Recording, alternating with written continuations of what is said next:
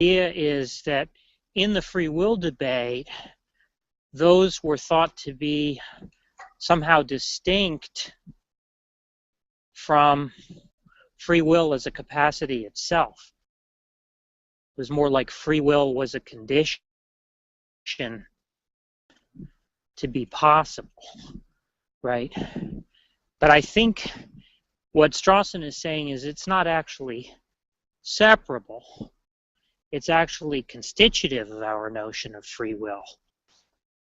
And so we can't actually detach our reactive attitudes from the concept of free will itself. Detach normativity from the concept of free will itself. So if we're not going to be guilty of a naturalistic fallacy, which is to say deriving an ought from a mere is, right, we actually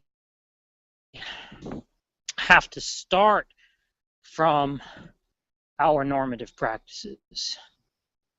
So the idea is he's kind of reversing the way that people had thought about it, because they thought, well, first we have to establish, you know, what the non-normative facts are about free will. You know, whether human beings are determined in their choices or not, and whether there's these two different types of causes, right? And then from there, we can try to build in a justification for the normative practices.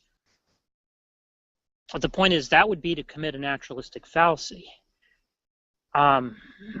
because those are just non-normative facts, right? So what Strawson is saying, we have to actually construe human agency from within our normative practices. We have to actually take our notions of responsibility and blame and praise and so on as being constitutive of voluntary as opposed to involuntary action, right? So it's kind of like the actions that we blame are the ones that we take to be free. The actions that we can blame are the ones that we take to be free.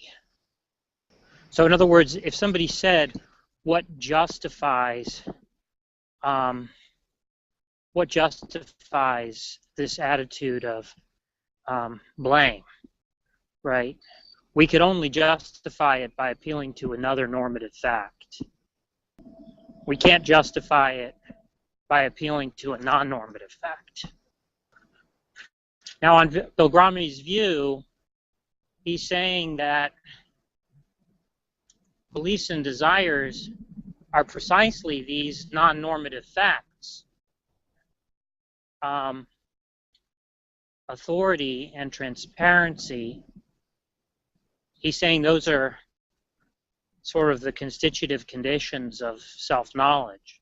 A belief or a desire is constitutively self-known. We wouldn't have a belief or a desire. It wouldn't be correct to say that we had a belief or a desire if we didn't know that we had it, right? And so if we have it, we know we have it. And if we think we have it, we therefore have it, right? That's the authority condition. Now, the way that that links up with Strawson is that Bilgrami wants to say that it's in virtue of our knowledge that we can be the justified object of reactive attitudes. So let's say I have a commitment to, you know, send a check to my daughter so she can, let's say she's stranded somewhere, and so I have a commitment to send her a check so she can not be stranded.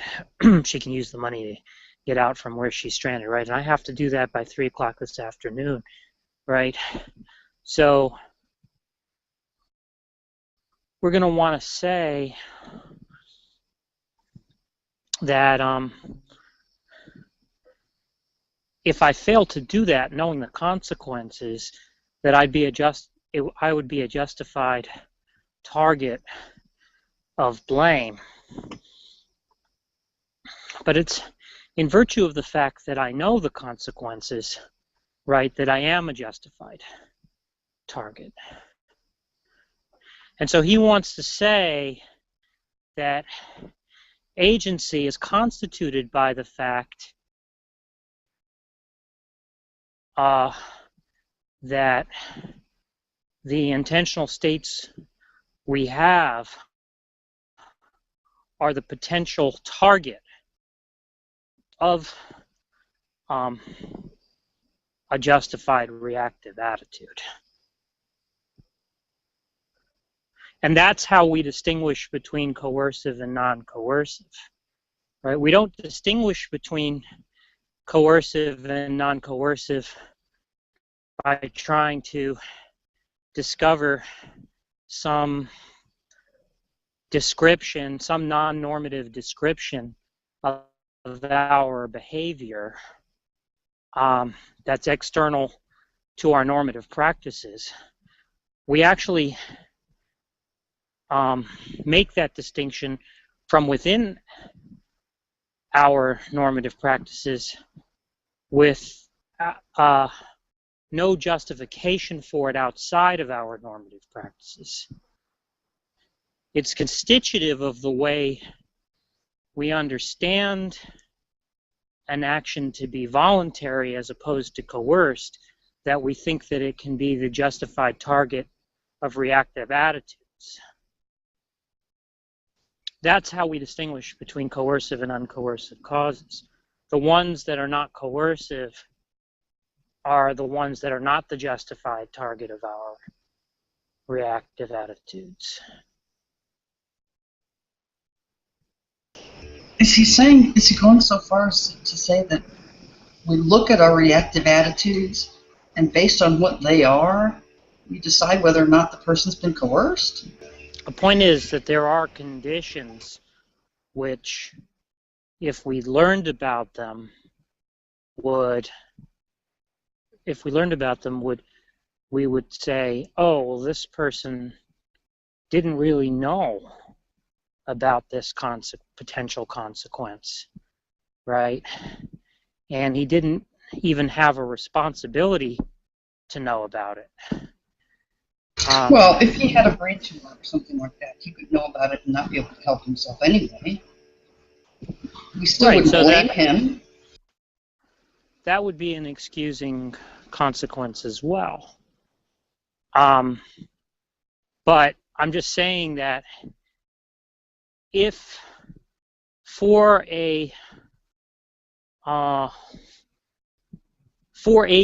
agency to be there at all, it has to be the potential target of justified reactive attitudes, whereas non-agential reactive attitudes never justifiably target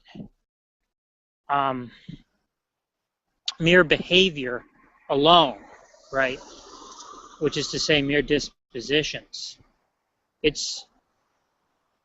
If we were to criticize somebody for some behavior that they engaged in, which we understood to be purely dispositional, we would be criticizing them for not actually taking action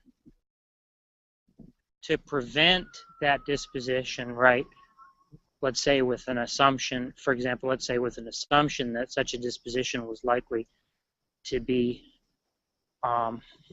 manifested, if this preventive action wasn't taken, right? So we would be appealing then to a commitment in order to criticize them for this disposition. We'd never criticize the disposition, the manifestation. Sorry, I got disconnected for a second. We would never criticize the manifestation of the disposition alone, because there'd be nothing to criticize if it were a mere disposition and not self-known, right? It only becomes a justified target of reactive attitudes by being self-known. Well, but there can be some dispositions that are self-known and still aren't the target of a justified reactive attitude. So it can't really just be whether or not it was self-known. Well, all I'm saying is that we, what I'm saying is that it's the targets of our potential targets of reactive. I'm sorry. Let me get the phrasing correct. It's in virtue of its being a potentially justifiable target of reactive attitudes that we would say that an action is agential. And one condition of that is that it has to be self-known. Because a non-self-known action wouldn't be one that would be justifiably the target of reactive attitudes. Right? Because the whole idea behind agency is self-correction. Right? And so in order for us to self-correct, we have to actually know that we failed. So that's why commitments have to be self-known, and that's why self-knowledge is a condition for having a commitment, because if what a commitment is partly a disposition to self-correct when we fail. So it's more than a disposition, but one of the features of it is that when we fail, we undertake self-corrective action, right? We're able to self-correct in virtue of the fact that we know we've missed a target that we are, in fact, committed to. And so then we can say, well, I'm going to do better. I'm going to try to do better. So you can't detach any of these notions from each other, right? Intentionality, agency, self-knowledge of our intentional states, and the targeting, the potential targeting the potential justifiable targeting of by our reactive attitudes, right? All those things come together in an ensemble. Okay, I can see how they're all connected. What is it that is the defining feature of what it is to be an agent?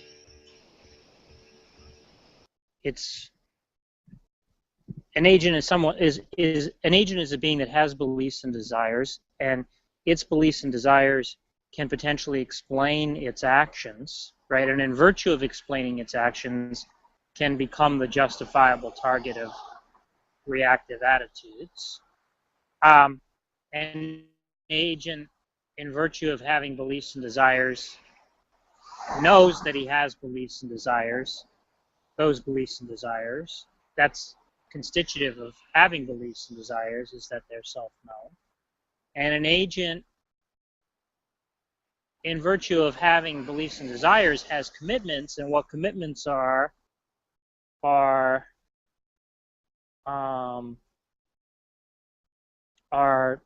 basically a type of,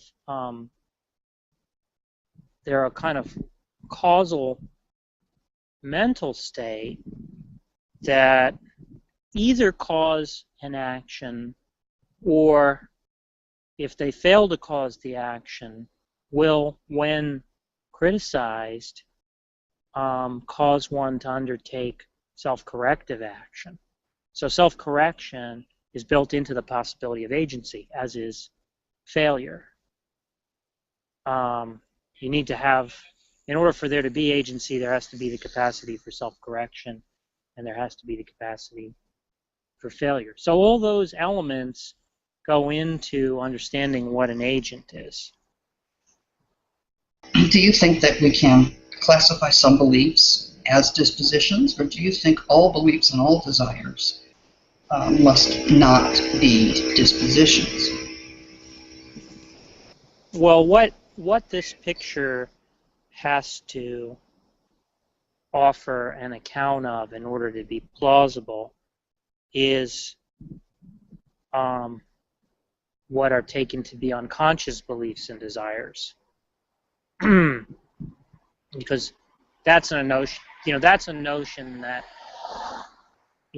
is profoundly intuitive to almost everybody, right? And so if we're understanding beliefs and desires to be constitutively self-known, it seems like we're denying the possibility of there being psychoanalytic phenomena at all, and that seems highly implausible, since I think most people will want to attribute unconscious beliefs and desires as a way of explaining certain types of behavior that's observed all around them.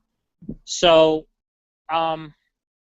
so I think what we have to do then in order to hold to this picture is come up with an analysis of what it is that on so-called unconscious beliefs and desires are, if they're not actually beliefs and desires as we've defined them. And so I think the way to understand them is to see them as dispositions, but what's distinctive about them is that it's useful for us to talk about them as if they were propositional in character, because that usefully predicts a certain behavior. But that would be a mere instrumental attribution. What we're talking about when we're talking about unconscious beliefs and desires are not actual beliefs and desires as we've defined beliefs and desires.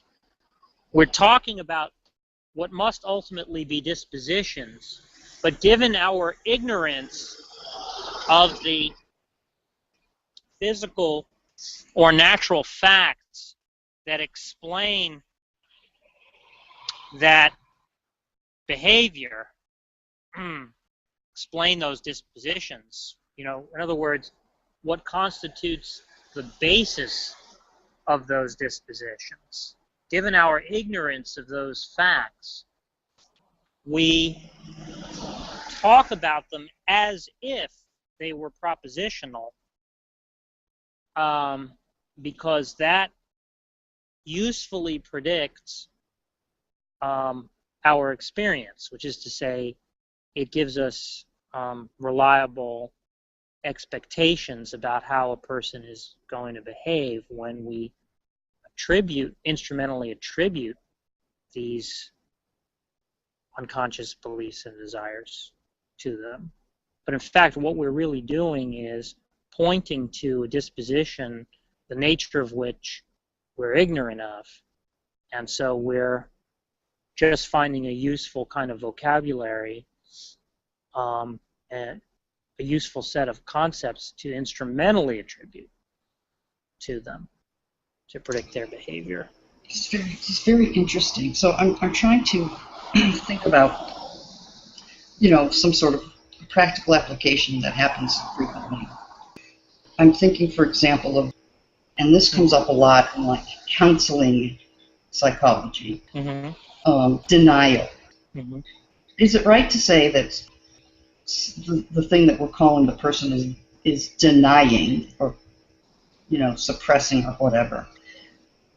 We're framing it propositionally, but it's actually just a disposition. It's just a way that they tend to be, and it's just instrumental to think of it propositionally. That's right. Right. Party, like the one that's extremely relevant to me, is trying to get parents to take action more quickly when they realize that their kid has a learning disability, let's say, that could be better treated if they would act faster. So the parent has these inklings that something's wrong with their infant, and they're struggling there. They're denying that something's wrong. They think the infant's healthy. They want to think the infant's healthy. And so counselors will say, oh, you're in denial. And so counselors are interested in how can we encourage them to quit denying, is the way they say it. I don't think that's unconscious. That seems to me to be perfectly conscious. I mean, they even look for evidence and try to confirm their biases, that there's nothing wrong. Towards the very end, they'll make lists. Oh, well, he did this, and that's normal. He did that, and that's normal. So that outweighs this other thing. So really, I'm okay. There's nothing wrong. So on the picture I'm presenting, the correct way to understand psychoanalytic method, right, is going to be something like this. The patient has unconscious dispositions, right? The psychoanalyst is able to discern that they have these unconscious dispositions, right? And then by getting the patient to recognize that they have these dispositions, the patient can then make a decision, right? The patient can say, do I endorse this disposition or not? Conversely, so they can endorse it.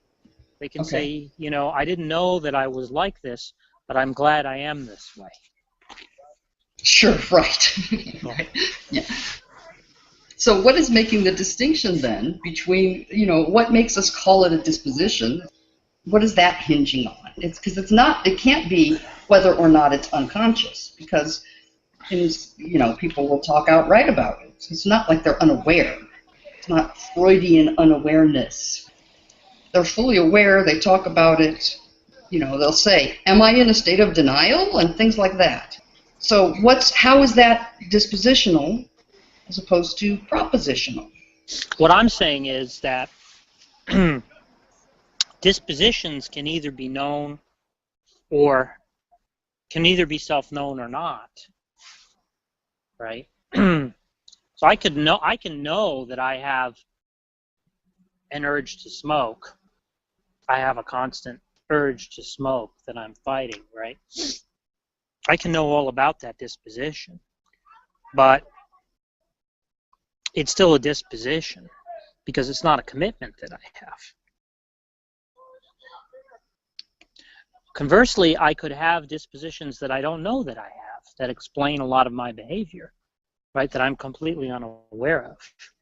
Now, somebody else might want to describe that disposition, that unconscious disposition, in propositional terms as a way of making sense of my behavior. They might say, well, this person has unconscious hostility towards their father, right? Hopefully and that no one's doing that usually anymore. predicts their behavior, right? But it's not a realist attribution.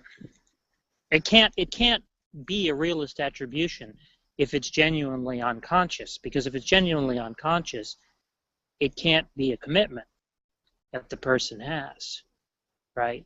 So it's just sort of useful to talk about it that way because it predicts their behavior correctly, right? But in fact, what's really explaining their behavior is some set of dispositions, the fundamental basis of which we're ignorant of. We just don't know exactly.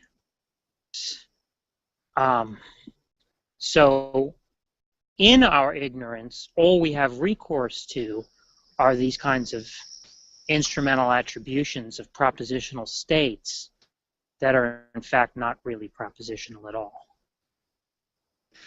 I can see it much more easily in this bizarre example that you gave, where some psychoanalyst is going to, project onto somebody some crap about their dad.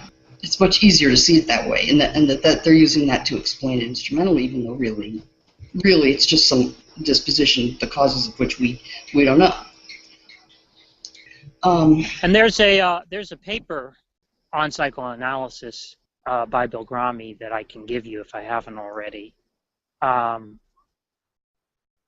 if you're really interested in that aspect of it, the other key writing that he's done on it is the appendix in Self-Knowledge and Resentment. Okay. I don't think I'm that interested in that. That doesn't affect me too much. But I definitely see where he's coming from. You just think you aren't.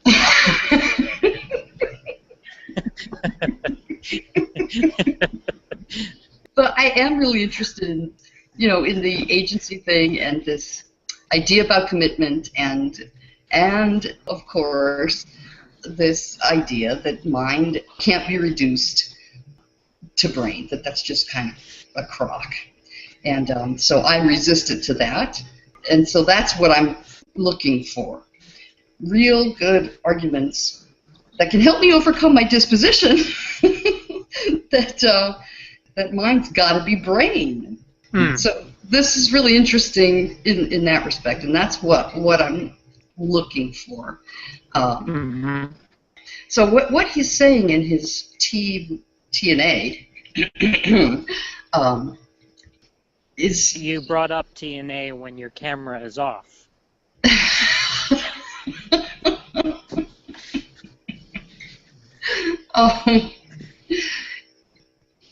I think also some people get confused with trying to determine whether or not someone has self-knowledge based on whether or not they can avow it. I'm thinking that he's not requiring that, but I just want to double check. Would you agree? He's not requiring.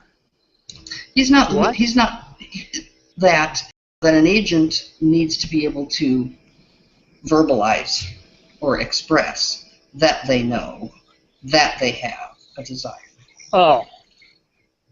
I think it might be possible that you would have difficulty verbalizing it, but nonetheless could know it. I mean, he talks about that as evidence, right, as sort of behavioral evidence, but he's not saying that without that behavioral evidence, or even if it's elicited or evoked somehow, that means that the person doesn't have beliefs and desires, or doesn't have intentionality, or doesn't even necessarily know. He's just saying that that's one piece of behavior where we know for sure that the person knows, because they say they do, and they explain. Well, the assuming causal they're link. sincere, yeah. Yeah. Well, yes, assuming they're sincere. Okay, so he talks also, if I remember, about causation. There are these two kinds of causation, and the causation involved in sort of us when we make commitments is different from sort of the typical way we think about causation. You don't necessarily get a one-to-one cause-effect like you would normally That's right. think. Yeah. That's Can right. you The way talk he about- puts it, yeah. So the way he puts it is to say that with ordinary efficient causation, where we say that A's cause B's, what we're saying is that given an A, B will necessarily follow, all other things being equal in any case. So if in fact we get an A and it's not followed by a B, right, then that actually cancels the causal link that has been attributed, right, when we say that A's cause B's. If in fact we get an A and we don't get a B, well then that means that A's don't cause B's. Right. If we say that A's cause B's, what we mean is that given an A B will necessarily follow. But isn't there room to say that it could be that A is not enough to cause B, even though you need to have A for B to happen? Yeah. How come that's not what's happening when you don't act on your commitments?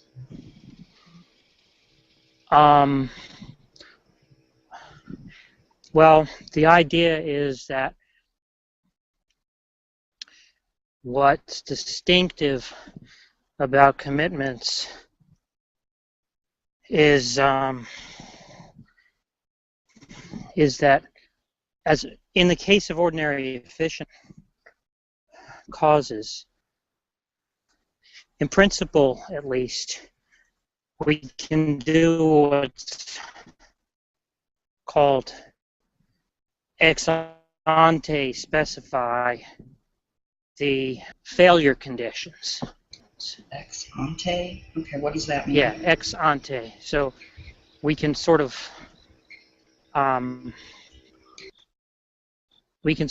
give out, we can specify this failure conditions in a way that's not post hoc, right? I could actually tell you in advance under what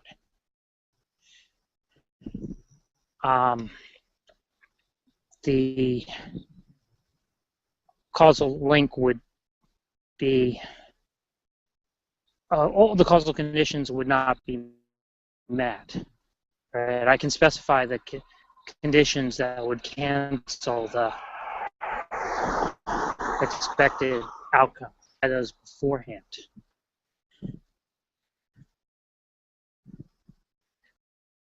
What I'm saying about intentional causes is that in principle we can't specify those things. Okay, because? There's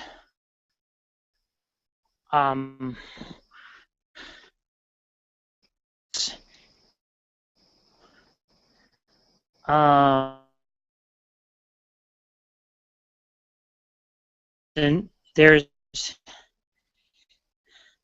basically there's an endless laundry list of things that we can post hoc appeal to explain why a commitment didn't bring about the desired outcome, right? So I can say normally his desire to please his wife would get her flowers on Sunday, but there's an endless laundry list of possible conditions would cancel that outcome. Then we can't in principle come up with an exhaustive list of the countervailing conditions that would prevent that outcome. Okay, but why wouldn't that be true of a really complicated efficient cause kind of scenario? If what's clouding the issue is that there are multiple causes, and that is exactly what's happening with intentionality too, butterfly wing or something crazy like that. What we're appealing to in the case of one is a law-like connection. There isn't a law-like link such that pleasing my wife should necessitate that she should get flowers on Sunday. That's not a law-like link, right? There's no law of the form. Having a desire to please one's wife means that she should get flowers on Sunday. Well, yeah, but maybe there are law-like forms that result in similar things among different people, but that there is an underlying law there, and it's the same kind of law as other kinds of causes. It's just really, really complicated, and we don't know enough. I'm wondering why, for sure. I don't think they're of a different kind. Well, I'm not sure I need to prove that, because there are independent arguments, I think, that we can appeal to show that the mental is irreducible to the physical. There may be a stronger argument that I could appeal to, but I'm not sure I need that really to make it intuitive. Sure, I can see that. So, Hal, before we go any farther, you were trying to say something when we started talking about causation. It's too late now. I was going to just say a joke. Yeah. It was a joke? Did he say it was a joke? Yeah, because you were saying that a cause necessitates its effect. Right. And I'm going to say that means that Helena turning her cam off causes her clothes to come off. Her to be naked. That's right. That wasn't too late. It's not too late. That was totally worth it. Yeah. But you see, that would only be true, it would only necessitate that effect if it were non-intentional. Right, because then exactly. It could be explained in terms of laws. But if, in fact, the removal of her clothes is, in fact, an intentional action, there are no laws of the form that Helena's camera being off entails that Helena's clothes should be off, because that would be to affirm psychophysical laws, which is precisely these examples supposed to show there can't be. Okay, so if you are still up for it, would you mind trying to explain his pincer argument? Yeah. So the pincer argument starts from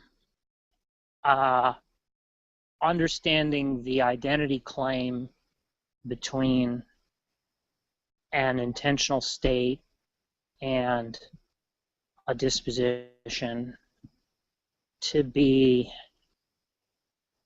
a definitional claim. So somebody might just say, all we mean when we talk about intentional states is dispositions, right? Now, G.E. Moore has a very famous and influential argument that he introduced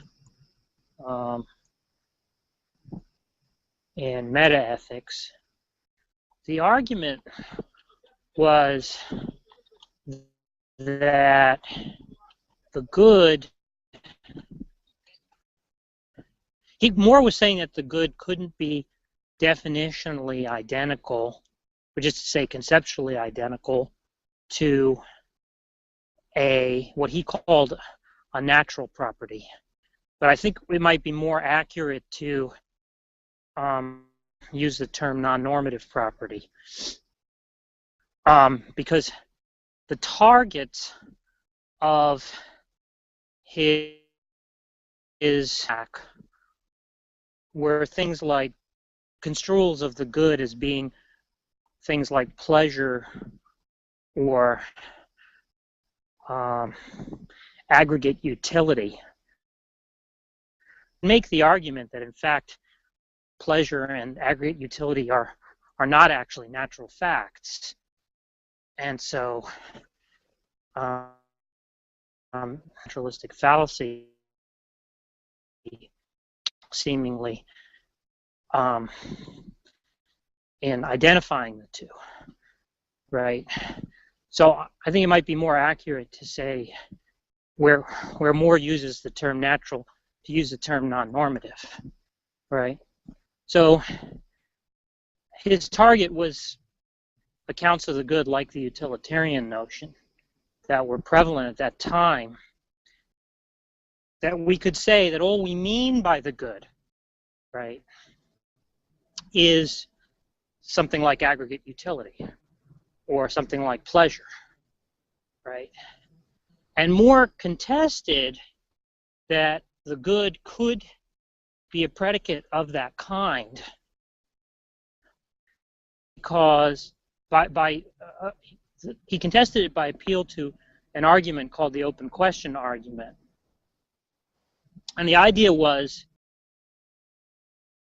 when we ask the question, is pleasure good, that's actually a substantive question rather than a trivial question like, are bachelors unmarried, right?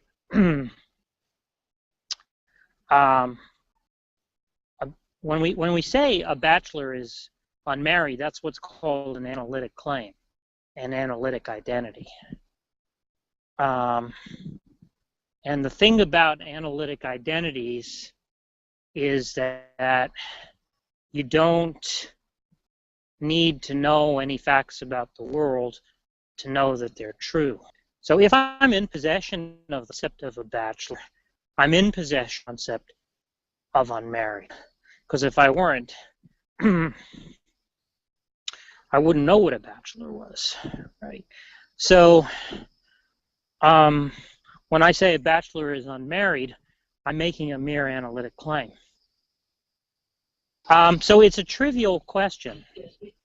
It's a trivial question to say, are bachelors unmarried, right? And so if, in fact, the equation between good and pleasure were of that kind, or the equation between good and aggregate utility were of that kind, it's really an idle question to ask, is pleasure good? But anybody who asks that question knows intuitively that it's a substantive question. We can meaningfully ask, we can substantively ask, is pleasure good? Now the answer may be yes, in that we might say that all instances of pleasure are in fact instances of the good, right? But clearly the fact that we can meaningfully ask the question shows that we don't equate pleasure with the good. Because the question, is pleasure good, is an open question rather than a closed question.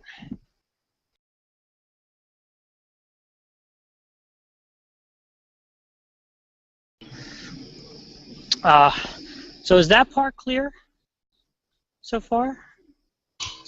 Well, it's clear that the good can't be identical to some non-normative thing, pleasure, and that it's a substantive question to ask a question like, is pleasure good? Connect that now to this thing about intentionality. No, I'm getting to that. I just want to make sure that you understand how the open question argument targets definitional identities.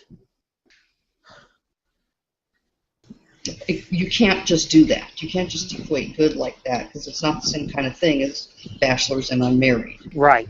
When we ask the question, is pleasure good, it's not a closed question like, is a bachelor unmarried? Okay, yes. So,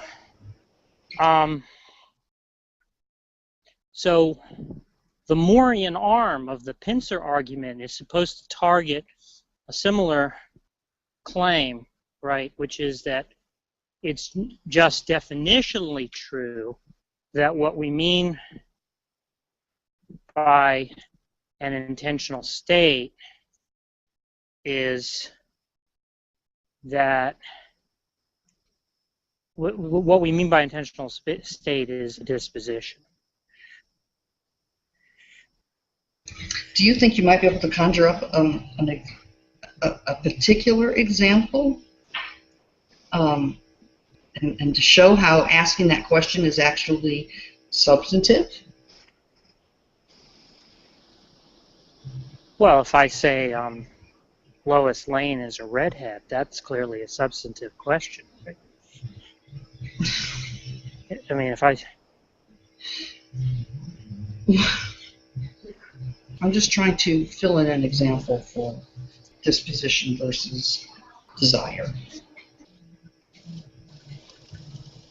I'm not relating it very well to the idea that you can't reduce intentional states to dispositions. Sorry, that came out all scrambled.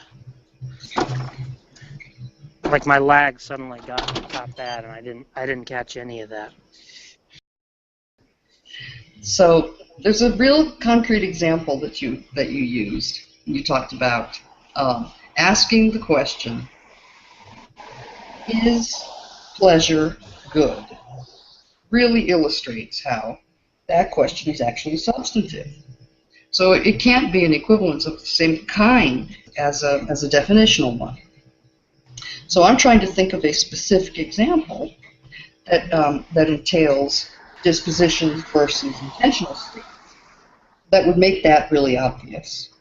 Dispositions are, let's say, urges. Intentional states are commitments. Is a commitment an urge? But that doesn't seem to be what you're I getting think at. a way to think about it is to say, I have a disposition. Does it follow from the fact that I have it that I ought to have it?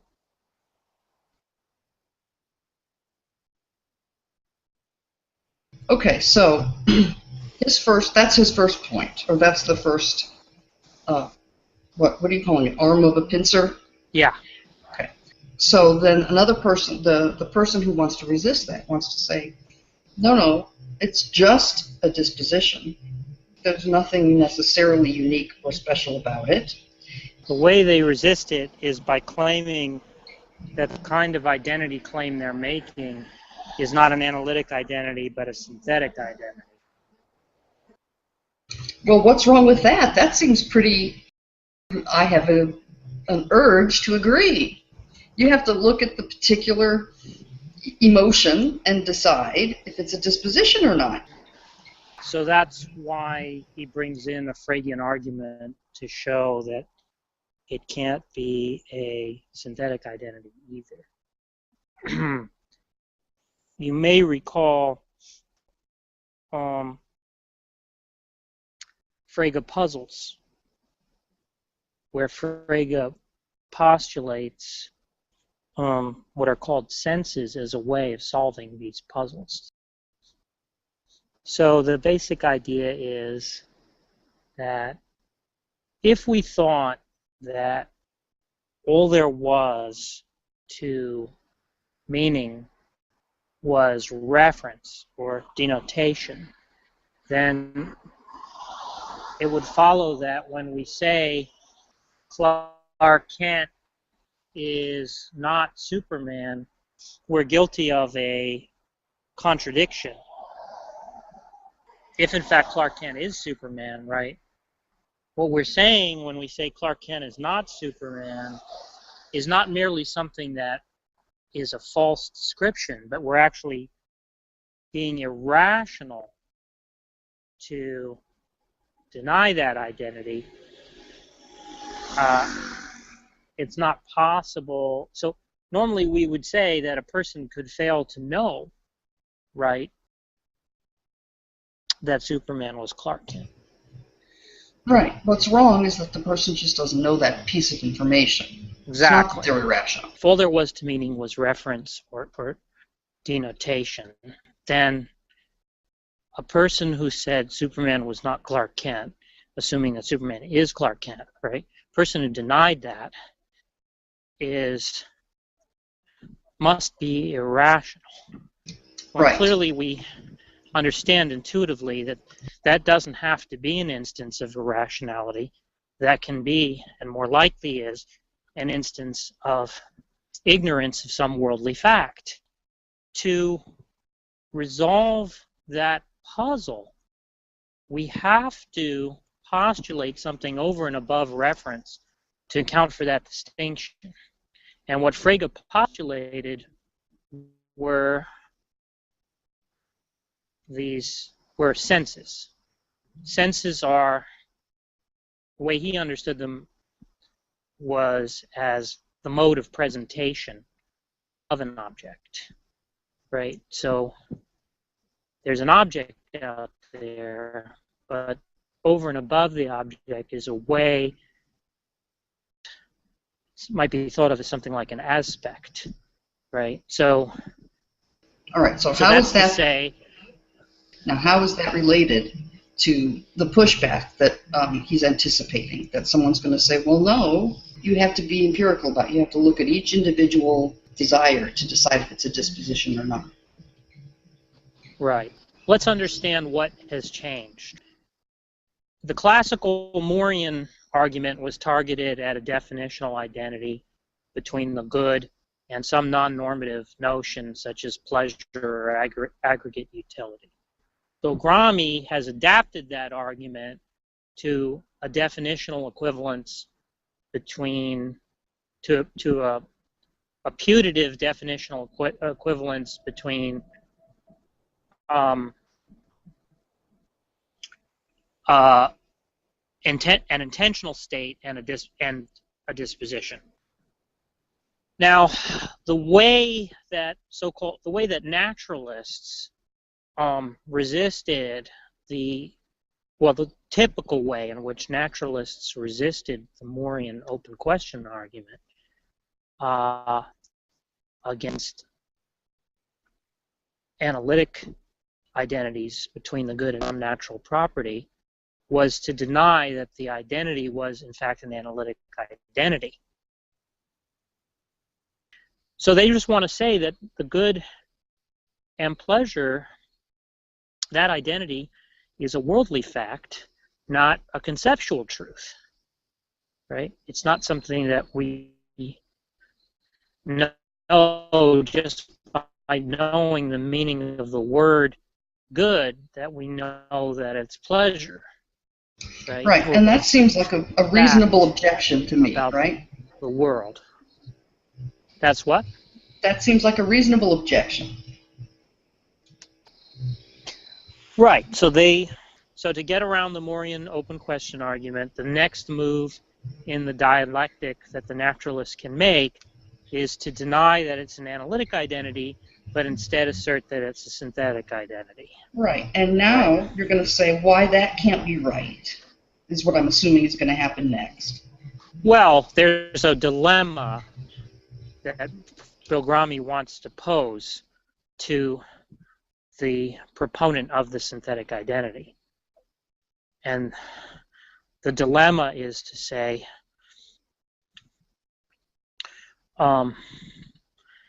okay, when you say the good is pleasure, right, is a synthetic identity,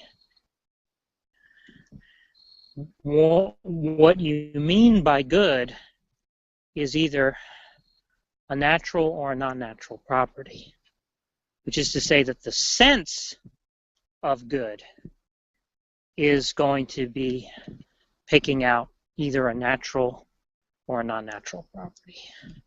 The sense of good, over and above its reference, right?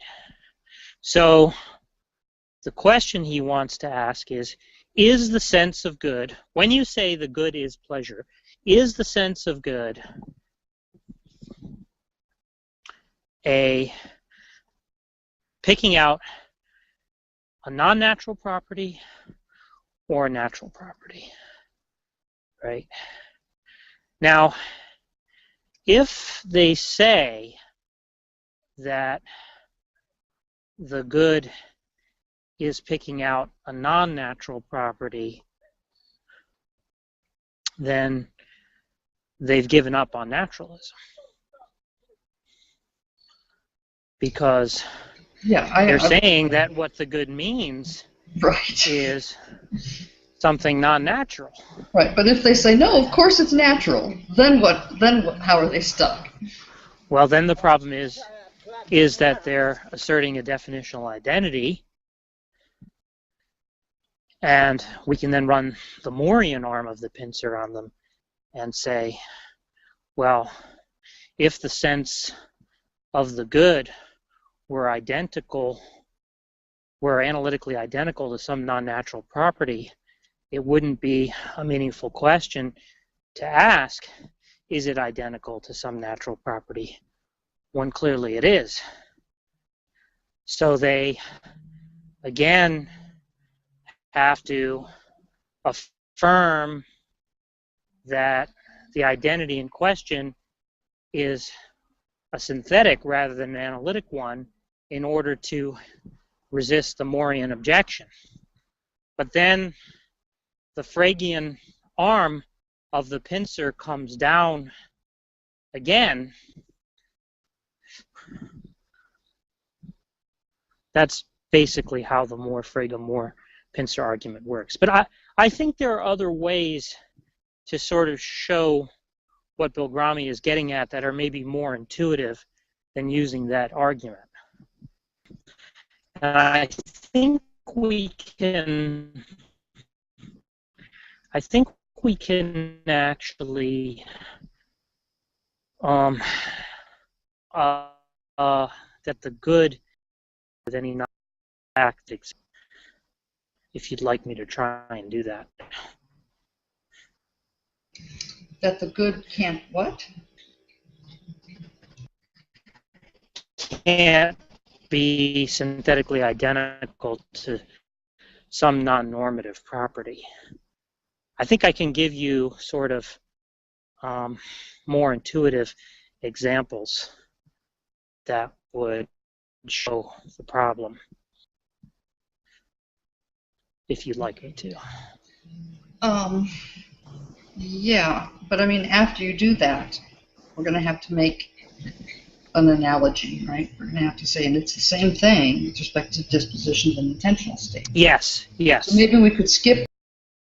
I mean, well, I'm just saying, if you want the argument to be more intuitive, I can make it more intuitive. Well, obviously, I would love that. Okay, well, so let's talk about that for a little while, because I think it's a very interesting issue, and it actually relates to some of the issues that come up in philosophy of religion, because I think that's one of the clearest ways to show the problem. So, so Hume is famous for this notion. I think it's called Hume's guillotine, that an ought can't derive from an is, right? The so-called is-ought gap.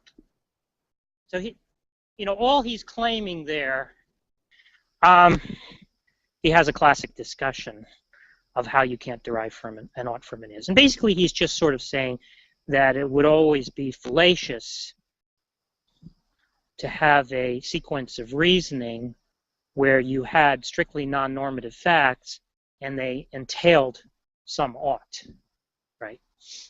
Right. Now, Moore coins the term naturalistic fallacy to refer to the identity of a normative fact or a normative property like the good with some non-normative property like pleasure, what he calls a natural property. He calls it a natural fallacy to think that one could be reducible to the other.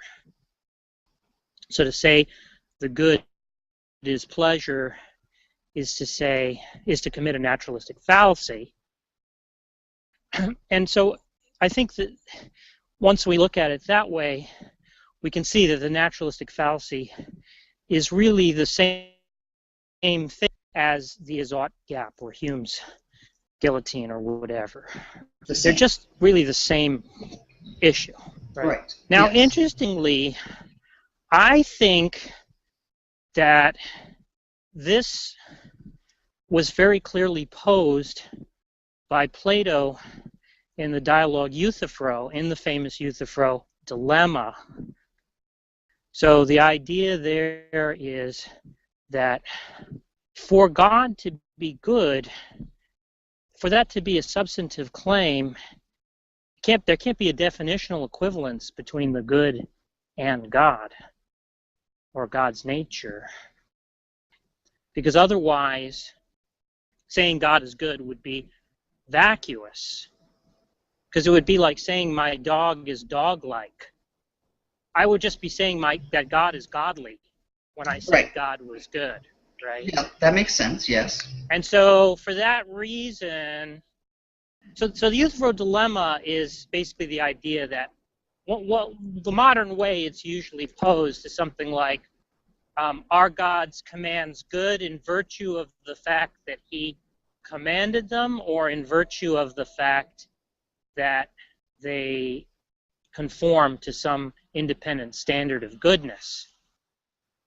And as you may know, the classical theists typically want to resist the idea that there's an independent standard of the good that God conforms to, because it undermines the property of aseity that's classically attributed to God, which is that God exists a se, basically by himself without any dependence on anything external to him.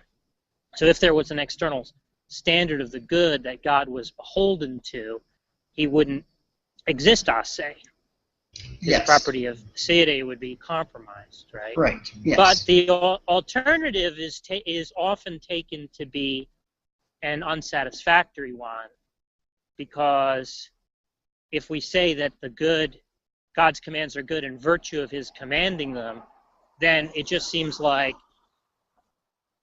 if God commanded, God could command anything and it would just be good. It just seems like a very trivial kind of notion of the good to say, it's good in virtue of the fact that God commanded it, right? Because God could just command, he could command rape or murder or anything that we take to be horrible, right?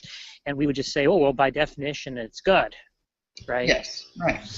So that's sort of taken to be something problematic for them to take the second horn of the dilemma, right? Now, the way that they've sought to get out of the dilemma was to try to claim that the good is God's nature. But of course, if God's nature is the good, if all we mean by the good is God's nature, then the claim that God is good becomes a tautology and therefore vacuous, right? So we can basically run a Moorean open question argument against that claim. Surely it's meaningful for us to ask, is the good God's nature? Is it identical to its nature? And of course, even if that were true, it wouldn't be a definitional truth, because it wouldn't be an open question, whereas clearly it is intuitively an open question. So the standard move that theists have now made, theists who want to preserve God's aseity and want to resist the seeming arbitrariness of taking the second horn of the Euthyphro dilemma, but who also want to resist the Moorean open question argument, is to say that when we say that God is the good, we're affirming a synthetic rather than an analytic identity. So let's think about what that means, right? That means that we have an independent concept of God and of God's nature, and we have an independent concept of the good. Now, our concept of the good might be something like this. The good is this property that inheres in certain states of affairs, right? That when we recognize it, prompt us to act in accord with it. right? And there are going to be states of affairs like giving candy to babies, helping old ladies across the street, stopping rapists and murderers from committing those acts, and so on. That's going to be our concept of the good. So what the theist wants to claim is that it's a potentially discoverable truth, it's a worldly fact, that all those things that we take to be the good are in fact reflective of or identical to or to God's nature. We might be in possession of the concept of the good without realizing that all the things that we take to be good are things that conform to God's nature. And that's not to assert a definitional identity that would be vulnerable to a Moorean open question argument. But now I think we can sort of intuitively show that that's unsatisfactory, because I think I can just say, well, what if my concept of the good includes homosexual marriage in it, right? My concept of the good is going to include the notion of homosexual marriage, right? It's just part of my concept. That's just one of the things I take to be as a typical example of what the good is. So let's imagine we're talking to a Christian who's affirming that the good is synthetically identical to God's nature, right? And let's say that God's nature is such that homosexual marriage is inimical to it. Well, but they're just going to say there's stuff we don't know. And we'll find out. That's not going to help. Why doesn't that help? Who is it? You've got the world. There are facts about the world that you're not privileged. I'm okay. Rapidly approaching. Okay. When they make the claim that God is the good, they're saying there's an independent concept of God, and there's an independent concept of the good, and they're saying that the two happen to coincide. It's a worldly fact, not a conceptual truth, but a worldly fact that the two coincide. So, so here's the thing, right? My concept of the good includes homosexual marriage, but God's nature doesn't include the concept of homosexual marriage. Now, what the Christian who has a view like this is going to want to insist is that I ought to revise my concept of the good to bring it in line with God's nature. Right? Yes, surely that's what they'd want to say. They want to insist that. But you see, they don't actually have the conceptual resources to press that claim, because there's nothing they can appeal to in their account that would show that there was anything irrational about me instead denying the definition, instead denying the synthetic identity. What they really have to do is give a reason why I ought to revise my concept of the good so that homosexual marriage is no longer a part of it and that it matches God's nature. But here's the thing, right? I have an independent concept of the good, and I have an independent concept of God, right? And a Christian points out to me, look at the enormous area of overlap between your concept of the good and between God's nature. Couldn't we say that the good is synthetically identical to God? But then the skeptic could say, well, not so fast. There's some fissures, some incongruence between my concept of the good and my understanding of God's nature, there's some incongruence at the margins, and I'm faced with a choice. I can either say it's not a synthetic identity, it's just a synthetic broad area of overlap. I could say, yeah, in fact, the good really is the same thing as God's nature, and anything that's in my concept of the good that's not in conformity to God's nature, something that I should toss out of my concept in order to bring it in line with God's nature. But there's no reason why I ought to do that. See, what the Euthyphro dilemma is really doing is showing that an ought can't be derived from an is. It's really this objection. Right. And so when somebody says the good is identical to God's nature, if there's any variance between the good and between my concept of the good and God's nature, there has to be a reason why I should bring the two in line for the theist to insist that he's right about it. But he has to appeal to an ought. And the God's nature, not it's just a set of facts about God. It's descriptive properties of God. All those descriptive facts are facts about God's nature.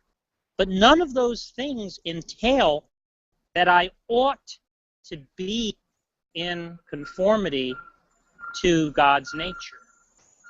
There has to be an independent standard of the good, which God's nature coincides with, for there to be an ought of that kind. But that's precisely what the Christian is denying by affirming the synthetic identity and rejecting the first horn of the Euthyphro dilemma because they want to preserve God's identity. So the theist doesn't have the conceptual resource to say that I ought to bring my conception of the good in line with God's nature, where it varies. Right? Because if I say, why should I? They can't say, because it's God's nature. Because to say, because it's God's nature, is to illegitimately derive an ought from an is, since God's nature is a mere is, right?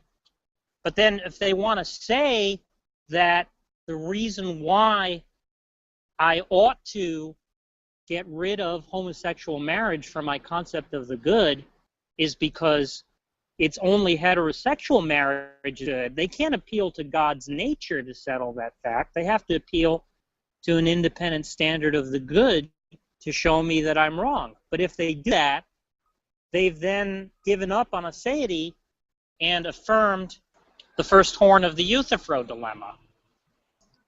And so I think that what the Moore-Frege Moore-Pincer argument is doing is pointing to the same problem with all these synthetic identities between non-natural or non-normative facts and normative properties. I think that's more intuitive, that example. I was just going to wonder why I'm still feeling resistance and try to see if you've covered all that or not. I still have a disposition to be resistant, and I'm trying to get at what that is. Because surely what you've said makes sense, so I should be changing my mind. But I'm still like, something's not right. Maybe you have naturalist intuitions, right? Or maybe you have, I assume you don't have theistic intuition. Well, maybe you do have. I guess you could be an atheist and have theistic intuitions, right? Because there's some some atheists who would say that for there to be such a thing as objective goodness, there'd have to actually be a God, right? Like that's basically what Dostoevsky says, right? When he says, if God does not exist, everything is permitted, right? He's saying, I think, well, one way to read him anyway, one way to read that kind of a statement, whether this is what Dostoevsky had in mind or not, but certainly this has been a way that Dostoevsky has been read on this point, whether accurately or inaccurately, is that what Dostoevsky is saying is that absolute objective goodness or absolute objective moral facts are the kind of thing that there could only be if there were a God, right? And that's precisely what theists in the G+ community are going to want to say when they employ the so-called moral argument, right? Like William Lane Craig's version of the moral argument is, if God exists, wait, how does he put it exactly? For there to be objective duties, God must exist. No, wait, is that how he does it? Wait, let me just get the formulation proper. Oh, it's if God didn't exist, there would not be objective morals, values, and duties. There are objective moral values and duties. Therefore, God exists. Is that right? I think that's right. That reminds me of the debate he had with, it was actually more like a book review of Harris's Moral Landscape. He was saying, you've made my life very easy because you've already agreed that there are objective moral facts. So now why aren't you saying God exists? So, right. Right. Right. So people who employ that argument, and that's going to be people like Matt Slick, Matt Bell, Evolution False, who are theists in the G+ community who would try to employ an argument of the kind, right? But they're very prominent in pressing this kind of thing, right? So when I was talking about my resistance, it's not really so much in the actual moral arguments that you're talking about with is ought. It's in the analogy of that to dispositions. So my sort of disposition to resist isn't specifically whether or not there are moral facts. I mean, of course I care about that, but my interest in this conversation is relating that to this idea of intentionality. You're saying it's really exactly the same kind of thing. So maybe you can explain how that is. You have an independent concept of what and another independent concept of what. How is it analogous? Because that's where I'm really feeling a resistance that I can't explain. And so it can't be because... maybe that...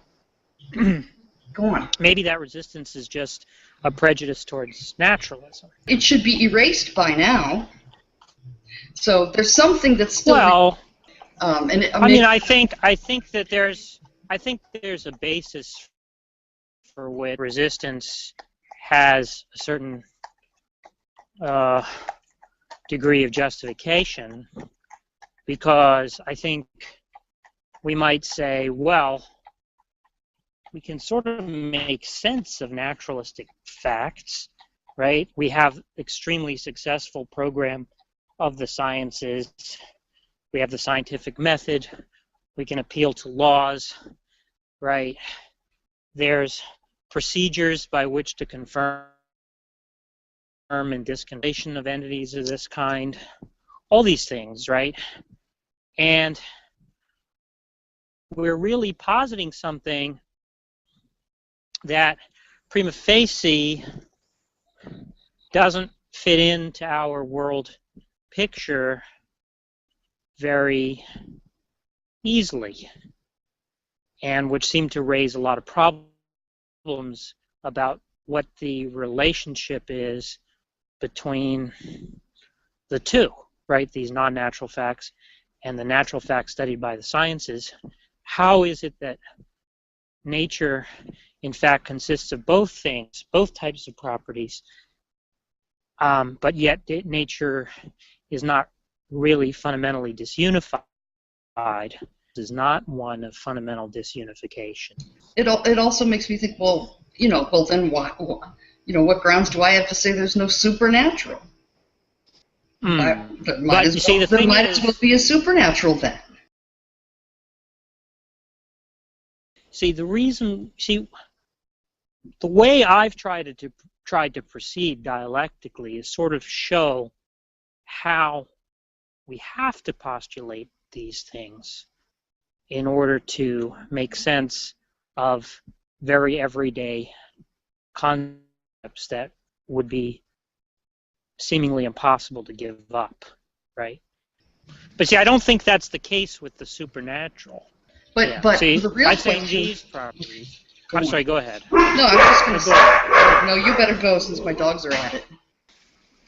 No, I was just saying that with these properties, I think if we want to make sense of notions like agency and intentionality, which we really can't give up, seems like we have to have a non-natural picture given the various arguments that have been given in order to account for them, right? And so I don't think there's an analogy with the supernatural, because there's nothing that we can't explain that the supernatural does explain that necessitates us appealing to the supernatural. Okay, I can see where you're coming from there, but it's one thing to say we have to just assume it because it's the best way to think about it. It's another thing to say, well, it's really true. It's not really clear what I would argue, and this is not, I think, something Bilgrami would endorse, because he would probably chide me for doing this, but I'm just going to do it because I don't really know any better yet. I don't think it would be clear what it would even mean to assert the contrary. So if somebody said, yeah, I think intentional properties are natural. Yeah. Right? Yeah. I just don't understand. So then they're basically saying, given the rule following argument, it seems to me they're basically saying that there's no fact of the matter as to what they believe, including their belief that all properties are natural. Right? Well, there's just no fact of the matter as to what they believe, right? No. You could say, well, that still doesn't prove that it's true. Yeah. Right? But it just, it doesn't seem to me to be a very interesting objection to say it still doesn't prove that it's true, right? I mean, because we don't really have an alternative. Well, the way I want to fit it together is to try to say something like, yes, there are these intentional states and with commitment and self-knowledge and all of that. That's okay. But they're caused by our biology. And that's kind of all I want to say. There's nothing magical. It's just part of our brain. Yeah, well, I think what Bilgrami will say is that it's clearly the case that physical facts and structures like the brain are a necessary condition for the possibility of intentionality. You couldn't have intentionality without a physical substrate, right? But that doesn't mean that intentional facts are reducible to physical facts. It just means that physical facts are certain physical facts are a necessary condition for there to be intentionality. Right, and I understand that distinction, but that is the distinction I want to say doesn't matter, right? I mean, that's not what I'm talking about. I would just grant that. I want to say more than that. I want to say it's something about subjectivity and first person and experiencing things, what it's like to be and things like that, that make us think that there must be something over and above. But that's just misunderstanding, what it is to be a subjective creature. There's a couple of ways to proceed. The way which Bilgrami disapproves of is to say, if it's reducible, it seems you're basically committed to saying there's no fact of the matter about the content of your intentional states, and that would make the claim that intentional realism is false to be a claim that one would be in performative contradiction to assert, right? Bilgrami's approach is more modest, right? He says, look, he doesn't think that most of the fundamental questions in philosophy can be resolved by appeal to knockdown arguments. I happen to not share his view on this, but, you know, maybe someday I'll be persuaded of it, right? But so what he wants to say is, given that that's the case, and he thinks that's the case here, right? He thinks it's always going to be possible for somebody to resist the kind of argument. But what he's going to say is, look at what you're giving up in order to hold on to naturalism. Right, but I don't giving up. I would hope, before you even continue, I would say it's not. I'm not giving anything up just because I think that it's caused and that it's biological. There's something about the way we've been thinking about this all this time that has us a little bit confused about what's really going on.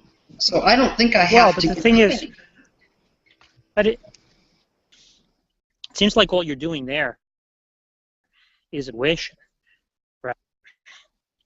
Which I could call some strong intuition, which I could just call a metaphysical prejudice, right? What I've done with the rule-following argument and the Moore-Frege pincer argument and argument about how there have to be value properties in the world in order for there to be agency, right, is I've given arguments for why naturalism has to be false and so forth, right? And you're saying, well, nonetheless, I want to resist the argument. Now, is the rule-following argument the Causation and your robot rendition of it? Is that what you... Okay. Mm-hmm. So the one I haven't heard is the value. There have to be values in the external world in order for there to be agency? Oh, I thought that we had gone over that, and I thought I had linked you to a lecture about that Bilgrami gave. So tell me if this is familiar, because for some reason I thought we talked about this. Yeah, I just may not know. The idea was that that if I were, you know, the Humean view is that all that there is to value are projections of our sensibility upon the world, right? Value is not something that's in the world. It's just something that we project onto the world, basically our preferences. And Bilgrami wants to say, well, we have this distinction between the first person point of view and the third person point of view, right? Which we can see in two statements. I predict that I will go to the tonight, and I intend to go to the party tonight, right? And when I say I predict that I will go to the party tonight, I'm actually looking at myself in a detached third-personal way, right, as an object of something like scientific curiosity, right? But that's a very different thing than to say I intend to go to the party tonight, because from then what I'm doing is speaking from within the perspective of agents. And what he wants to say is that there's a similar distinction that exists within the world, right? We can look at the world in a detached way as an object of scientific observation and explanation, right? And we can also look at the world in terms of values within the world. That is, properties of the world which exist over and above the physical properties or natural properties that constitute the world, that make certain demands on us, right? Now, what he says is that imagine there's a piece of cake, a luscious piece of cake, right? Chocolate cake. And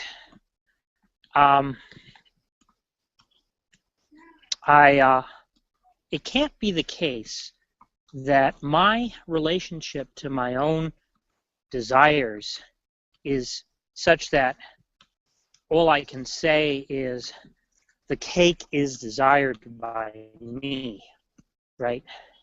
Because if I said the cake is desired by me, and that was my relationship to my own desires, this third personal detached observation to objects in the world, that would be no different from saying the cake is desired by you, right? Saying the cake is desired by you doesn't prompt any engagement on my part, and neither does saying the cake is desired by me. Neither does that prompt any engagement on my part. So if my relationship to my own desires were like that, I would basically be a detached, passive observer of my own relationship to objects in the world, rather than an agent. So in order to be an agent, it has to be the case that I'm not merely saying the cake is desired by me, but that I look out at the cake and I say, the cake is desirable. That's how agency would be possible. If I said the cake is desirable. And that means there have to be value properties. Very interesting. Yeah, value properties in the cake. Right. Yes. Right. That's interesting, and I hadn't heard that before. Oh, okay. Well, there's a lecture. I think it's on YouTube, but it's a video in case. I think it's called Values and Agency, where he lays out that the structure of that argument in more detail. But yeah, so that's an argument that in order for us to be agents, there have to be value properties in the world. And again, that's an argument, right, about what the world would have to be like for us to be agents, right? And so in order to resist that argument, it seems to me, unless you could show there's something wrong with the argument, you basically would be committed to denying agency, just saying, look, we're not agents, we're just patients, right? And I think what Bilgrami would say is, why would you give that up just to defend some, why would you give up the idea that you're an agent just to defend some naturalistic prejudice? Mm-hmm. Right? Unless you could show there's something wrong with the argument. The argument shows that in order for us to be agents, there have to be these value properties that are not mere projections of our sensibility, right? And so in order to resist the argument, if you can't show there's anything wrong with the argument, you basically have to give up on the idea of agency in order to preserve naturalism. Okay, well, let me explore a little something that I was kind of thinking when you were describing being a person who says the cake is desired by me, right? And then you can tell me where it fits in or if it doesn't, or how it's a bad way to think about things. But it's kind of seems like you're asking me to imagine that I can shrink myself down inside my head and observe my desires, like I'm looking at a flower or, you know, a baby deer or something. Like the desires are independent of me and of my experiencing of them. And well, I don't think. Well, I think we can do that in the third person, right? Like I can say the cake is desired by you, right? So similarly, I can say the cake is desired by me. What I'm saying is that can't be the only way we relate to our own desires. Because if that were the case, our relationship to our own desires would not be fundamentally different from our relationship to other people's desires. Right? And I'm wondering about this idea that we have a relationship to our own desires. We are made up of our desires, right? So that there's something feels wrong like that. What I'm saying is that when we say we're made up of our desires, Right. right? What we're really affirming is that we are agents. And for us to be agents, it has to be the case that there are properties in the world that we perceive that prompt our engagement. Yeah, I get that.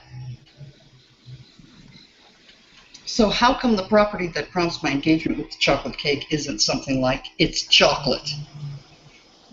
Spell it out again. So I can give a chemical description of the cake, right? I can say it's composed of X, Y, and Z. It has such and such texture, such and such temperature, right? I can describe all its properties, right? Right, and I've that learned is that my going mouth to- waters in a particular way when that substance is in the mouth, is my mouth, and that triggers Yeah. me. Yeah. Right. Okay, so yes, you Right. can do that. Yeah, But but none of that is going to capture the normative notion that I ought to eat the cake. interesting. That's really interesting. Yeah. Yeah. Yeah. That would be a naturalistic fallacy. Yeah, it would seem that way. Yeah. Oh, And yeah. so there has to be something that's, in order for there not to be a naturalistic fallacy, there has to be some irreducible oughtness of the cake. Okay. Because it doesn't follow from the fact that the cake is chocolate, right, Yeah. that I ought to eat it, right? Because that's a non-normative fact about the cake. So it would be a naturalistic fallacy to say that because the cake is chocolate, I ought to eat it, right? Right. So it has to be in virtue of the fact that there's something desirable about the cake. It's delicious, for example, right? But delicious is a normative notion. Right. Because something that's delicious is something that one has a reason to eat Right. in virtue of the fact that it's delicious. Exactly. So it's in the cake. Yeah. Normative properties of a cake, such as it's being desirable or it's being delicious, are going to not be captured merely by the physical facts about the cake. So how do you interpret on this view somebody who doesn't like chocolate, and so to that well, particular person? I'm not saying that. Well, look, Bilgrami is a realist, or well, what he calls a realist, what I'll call an absolutist. He's an absolutist, which is to say a non-relativist about value. Well, he's not going to be a non-relativist about chocolate. So he's going to want to say there are two types of properties, right? He's going to say there are some properties where there's a fact of the matter about the correct way to perceive them, and there are some where there is no fact of the matter.